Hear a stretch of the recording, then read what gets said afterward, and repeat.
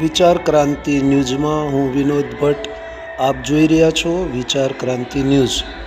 ખેડાના સાંસદ શ્રી દેવુસિંહ ચૌહાણની પ્રેરક ઉપસ્થિતિમાં નડિયાદ જન ઔષધિ કેન્દ્ર ખાતે જન ઔષધિ દિવસની ઉજવણી કરવામાં આવી હતી।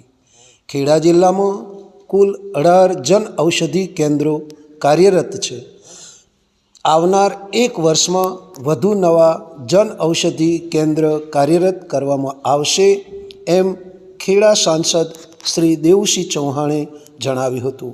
વધુમાં તેમણે જણાવ્યું હતું કે જન ઔષધિ કેન્દ્ર ખાતે મળતી દવાઓ બજાર કરતાં 50%થી 80% સુધી સસ્તી છે અને દેશના ગરીબ અને મધ્યમ વર્ગના લોકો માટે ગુણવત્તાયુક્ત દવાઓ ઉપલબ્ધ કરાવવાના હેતુથી આ જન ઔષધિ કેન્દ્રોની શરૂઆત કરવામાં આવી હતી।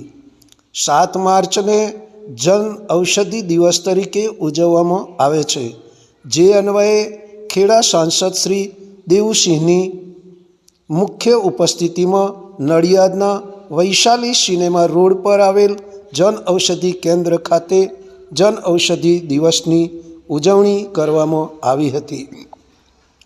આ પ્રસંગે ખેડાના સાંસદ દેવુસિંહે જન ઔષધિ કેન્દ્રોની મુલાકાત લઈ જરૂરી નિરીક્ષણ કર્યું હતું અને જન ઔષધિ કેન્દ્રના દવાના લાભાર્થીઓ સાથે સહકારની આરોગ્ય યોજનાઓનો લાભ પણ લે એ વિશે ચર્ચા કરી હતી।